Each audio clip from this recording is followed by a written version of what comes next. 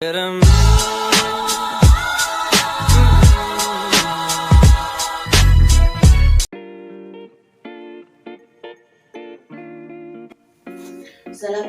warahmatullahi wabarakatuh.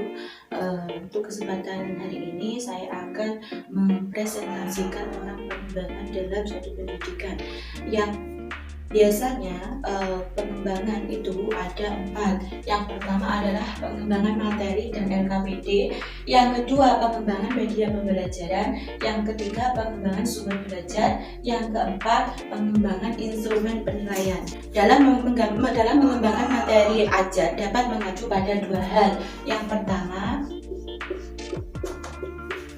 Yang pertama adalah konteks tempat penyelenggara pendidikan. Yang kedua adalah bentuk kegiatan pembelajaran. Dalam pengembangan materi itu dapat digunakan untuk pembentukan pengetahuan, keterampilan, dan sikap yang harus dikuasai oleh peserta didik. Dan dalam pengembangan materi ada 4 jenis. Ada 4 jenis yang harus dikuasai, yaitu satu adalah faktual atau fakta, yang kedua konsep, yang ketiga prosedural, dan yang keempat adalah metakognitif. Nah, ini adalah keterampilan ya. Dalam mengembangkan pengembangan materi itu dapat digunakan untuk pembentukan pengetahuan, keterampilan, dan sikap yang harus dikuasai oleh peserta didik. Nah, keterampilan sendiri itu ada 2 yang harus dimiliki oleh peserta didik, yaitu yang pertama keterampilan intelektual, yaitu kemampuan di mana seorang pendidik bisa memahami, menganalisis, terus kemudian mengkaitkan bahan ajar atau bahan materi. Yang kedua adalah keterampilan fisik. Keterampilan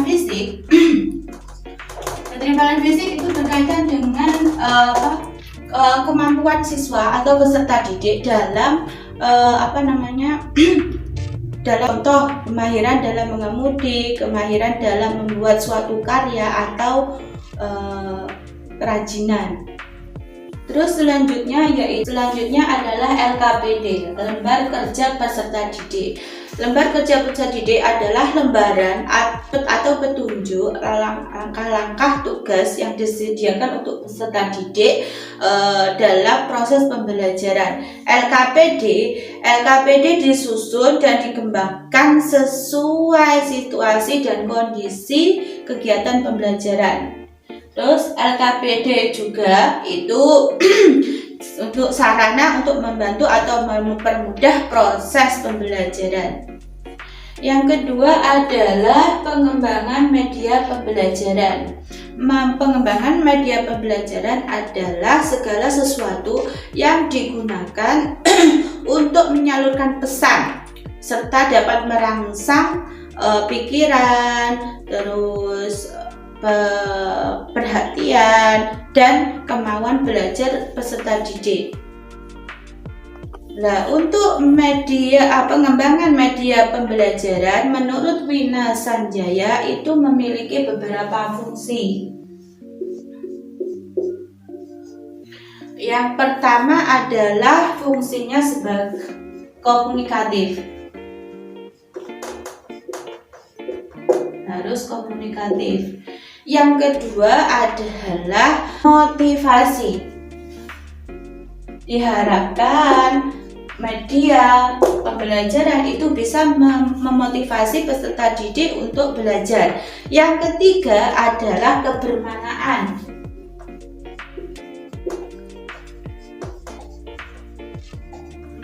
Ya, itu harus bermakna. Apa yang disebut individualis.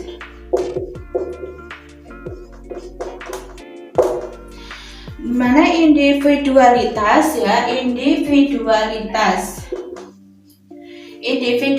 di sini maksudnya setiap peserta didik memiliki latar belakang yang berbeda, pengalaman, terus gaya belajar, kemudian untuk itu guru harus dapat melayani kebutuhan apa yang apa yang dibutuhkan oleh peserta didik. Gaya belajar seorang peserta didik pasti berbeda-beda. Nah, kita sebagai guru harus mengetahui dan apa yang dibutuhkan peserta didik, kita harus melayani. Untuk yang ketiga adalah pengembangan sumber belajar.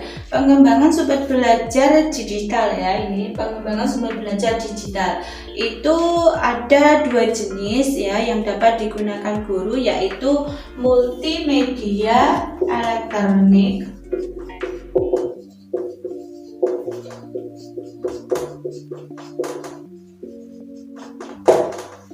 yang kedua adalah digital video.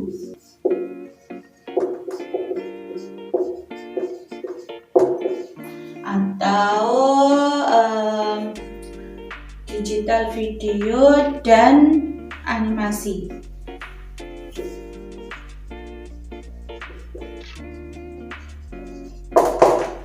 Nah, ada beberapa jenis video pembelajaran yang dapat dikembangkan guru. Yang pertama adalah micro video, tutorial, podcast, dan training video dan lain sebagainya.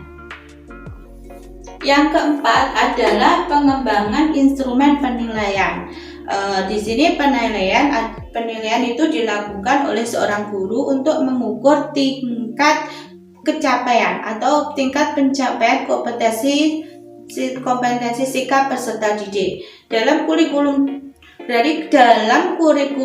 K13 itu sikap dibagi menjadi dua, yaitu sikap spiritual dan sikap sosial. Nah, kemudian untuk teknik penilaian itu ada dua. Teknik penilaian dapat dilakukan oleh guru, itu teknik penilaian itu ada dua. Yang pertama utama, yang kedua tunjang. Ya, untuk teknik penilaian utama itu bisa dilakukan dengan pengamatan atau observasi ya. Observasi yang dilakukan oleh guru ya. Observasi atau pengamatan yang bisa dilakukan oleh guru dan pengamatan atau observasi yang dapat dilakukan oleh guru BK.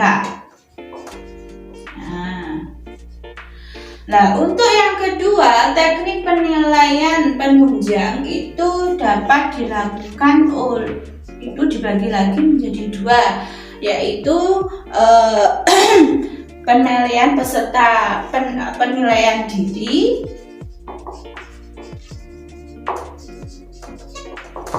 dan penilaian antar teman dan penilaian antar teman.